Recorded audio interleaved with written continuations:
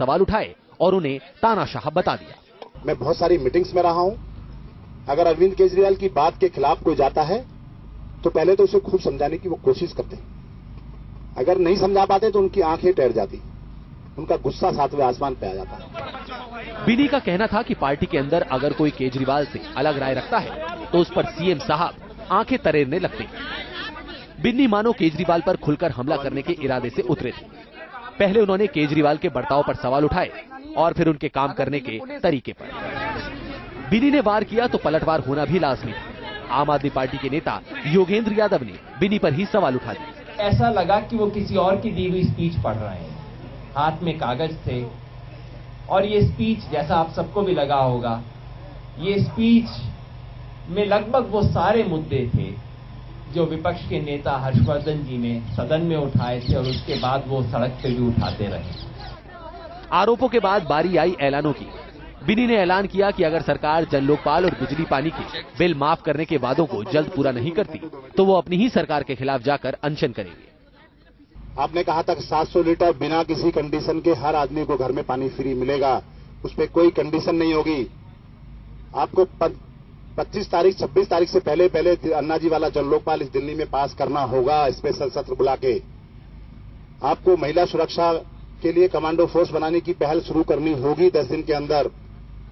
अगर आपने ऐसा नहीं किया तो 27 तारीख से विनोद कुमार बिन्नी जंतर मंतर पे अनिश्चितकाल अनशन के लिए बैठेगा सरकार के खिलाफ।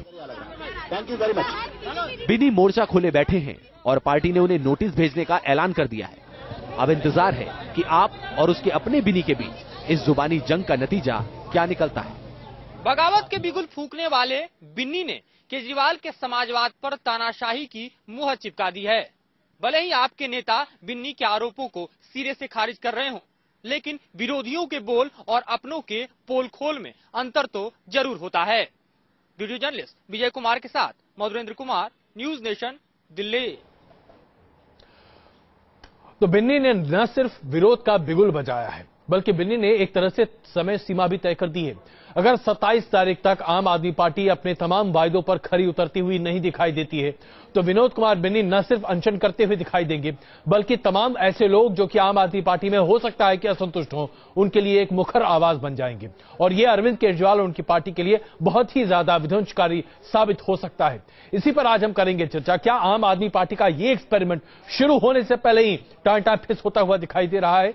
हमारे साथ मौजूद है, कुछ ही देर में हमारे साथ बिन्नी साहब खुद ही जुड़ने वाले हैं। उसके साथ साथ कांग्रेस से नदीम जावेद जी हमारे साथ जुड़ रहे हैं। साहब सिंह चौहान जी हमारे साथ स्टूडियो में मौजूद है बीजेपी से। हमारे साथ कुछ ही देर में संतोष भारती जी जो कि वरिष्ठ पत्रकार वो भी जुड़ेंगे। राहुल देव जी वरिष्ठ पत्रकार हमारे साथ जुड़े हुए हैं और उर्मिलेश जी भी हमारे साथ मौजूद हैं, वरिष्ठ पत्रकार इस वक्त हमारे साथ हैं। सबसे पहले जरा राजनीतिक विश्लेषण कर लें इसका। उर्मिलेश जी, जिस तरीके से बिन्नी ने बगावत का बिगुल बजाया, और न सिर्फ बिगुल बजाया, एक तरह से बहुत भद्द पीट दी आम आदमी पार्टी की आज, क्या आपको लगता है कि यह पार्टी खड़ी होने से पहले लड़खड़ाती दिख रही है?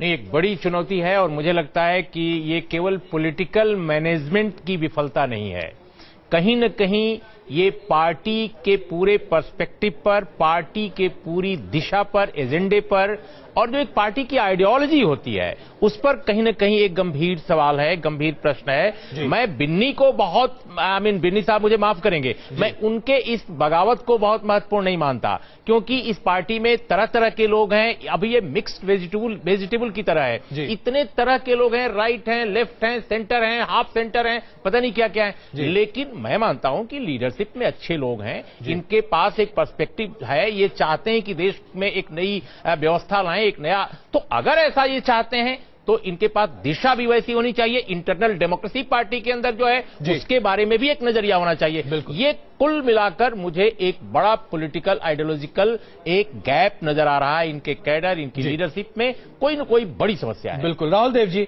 आपकी क्या राय है?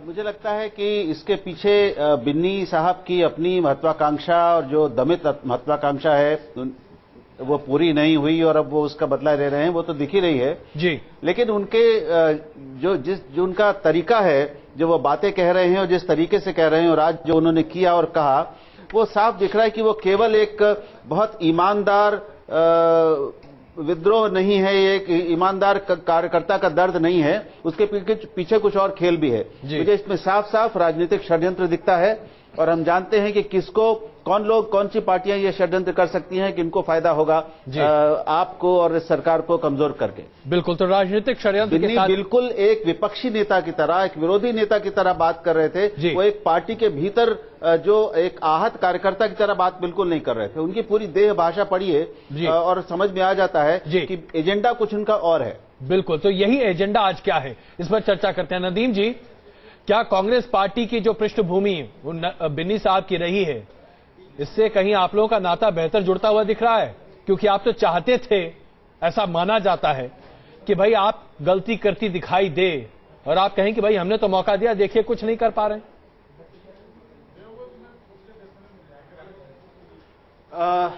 इसमें अजय भाई 2-3 चीजें निकल के आ रही है। एक तो ये है कि आप थोड़ा सा देश की राजनीति को पिछले 2-3 दशक की देखनी पड़ेगी कि इस देश में मंडल की राजनीति एक लंबे अरसे तक हुई, उसके चलते कई नेता पैदा हुए, फिर कमंडल की राजनीति भी हुई इस देश के अंदर, और उसके बाद जब ये अन्ना का आंदोलन हुआ तो उस अन्ना के आंदोलन से ये राजनीतिक दल निकल के आया और अन्ना जी की मर्जी के खिलाफ ये राजनीतिक आंदोलन खड़ा हुआ या राजनीतिक पार्टी बनी। दूसरी बात इसमें निकल के आती है कि केजरीवाल जी के साथ आप देखेंगे जो चैलेंज है सबसे बड़ा, केजरीवाल के साथ टीम वर्क नहीं हो पाता है। स्वामी अग्निवेश जी उनके साथ थे, वो अलग हो गए, बाद में किरण बेदी जी उनसे अलग हो गई और आखिर में अन्ना भी उनसे अपने आप को उन्होंने अलग कर लिया। तो ऐसा लगता है कि केजरीवाल अपने साथ के लोगों को और अपने नीचे के लोगों को साथ में लेके जा पाने में असमर्थ होते हैं और शायद उसी का ये नतीजा है।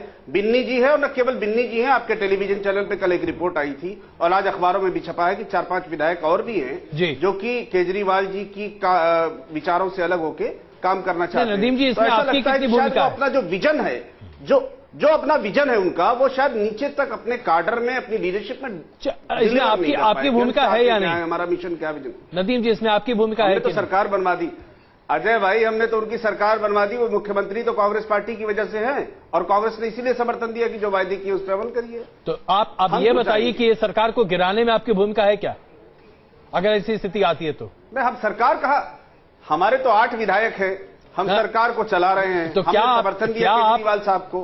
क्या आप पार्टी के खोखलेपन को, तथाकथित तौर पर इन्वर्टेड कॉमा खोखलेपन को साबित करने के लिए बिन्नी जी जैसे लोगों का समर्थन करेंगे?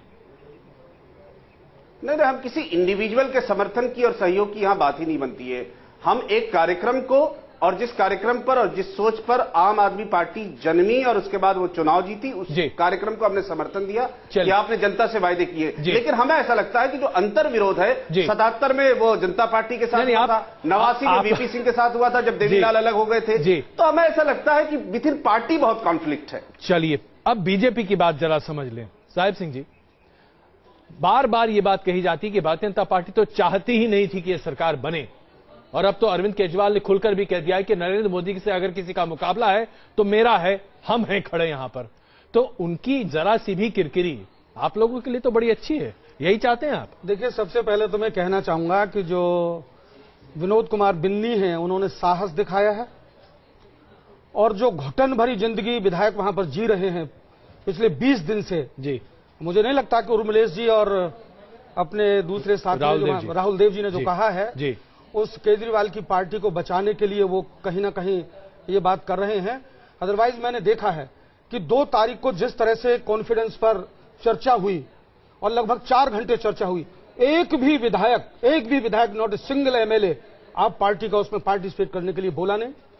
7 तारीख को जिस समय पर विधानसभा के अंदर जिस समय पर चर्चा हुई एलजी के प्रस्ताव पर, तो आप कहना चाहते हैं कि लोकतांत्रिक पार्टी नहीं है? लोकतंत्र तो वहां है ही नहीं। अच्छा। ये तो, और ये बहुत पहले ही लोग समझ रहे थे, कांग्रेस भी समझती थी, हम लोग भी समझते थे। तो फिर दिक्कत क्या है? बिन्नी जी से गले मिल लीजिए। नहीं, हमारा देखिए, हमें गले मिलने की बात नहीं है।